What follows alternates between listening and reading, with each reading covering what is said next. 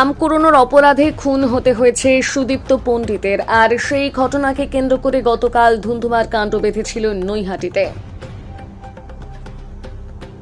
ক্ষণে ক্ষণে উত্তপ্ত হয়ে উঠেছিল নৈহাটির শিবদাসপুরের আতিশারা গ্রাম। আম কুড়োতে গিয়ে আম বাগানের মালিকের হাতে খুন হয়ে যাওয়া কিশোর সুদীপ্ত পণ্ডিতের মামা বাড়ি আতিশারা গ্রামে গেলেন ব্যারাকপুরের সাংসদ পার্থ ভৌমিক।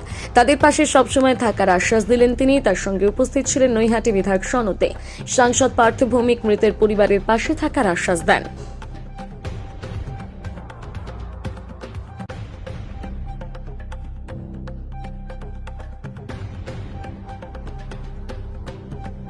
এত বড় ঘটনা না না, নৃশংস ঘটনা, একদম দোষীদের, যে দোষী তার চরমতম শাস্তি চাই এবং তার জন্য যা যা করার পুলিশ প্রশাসন পুরোটাই করবে। মা বিধবা, আপনি আশ্বাস দিলেন পরিবারের পাশে, আমি পরিবারের পাশে থাকবো, কোনো চাকরি একদম পরিবারের পাশে থাকবো, এটুকু বলতে পারি। দিলেন?